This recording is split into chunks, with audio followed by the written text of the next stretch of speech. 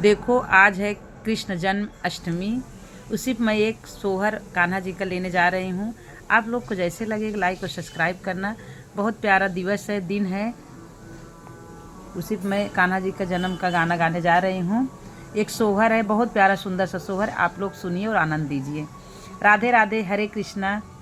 यशोदा के भैरे मड़ैया बधैया भले बाजई, बधैया भले बाजई हो। रामा जन में है कुंवर कन्हैया, सखिनी गावई सोहर, सखिनी गावई सोहर हो। सखिया जन में है कुंवर कन्हैया, सखिनी गावई सोहर, सखिनी गावई सोहर हो।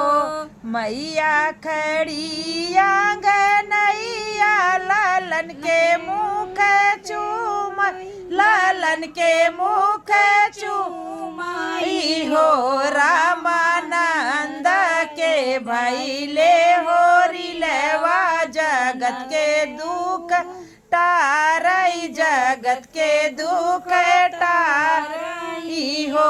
सखिया रामा के भैले हो रिलवा, जगत के दुख तारन, जगत के दुख टारई हो। मैया खड़ी आंगनैया, रुपैया लुटावई, रुपैया लुटावई हो। रामानंद लुटावई मोहरिया, जगत जैसे गावई, जगत जैसे गावई हो।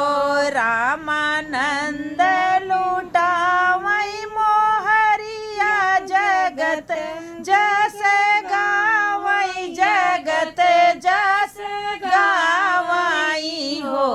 सखिया अंगना में बाजई बधैया, गावई सखी सोहर, गावई सखी सोहर हो।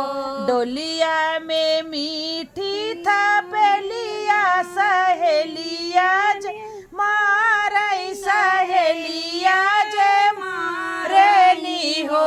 रामा होई गया नंद बखरिया, लालन की लकारई, लालन की लकारई हो। यशोदा के भैरे बड़ई, बधैया भले बाजई, बधैया भले बाजई हो।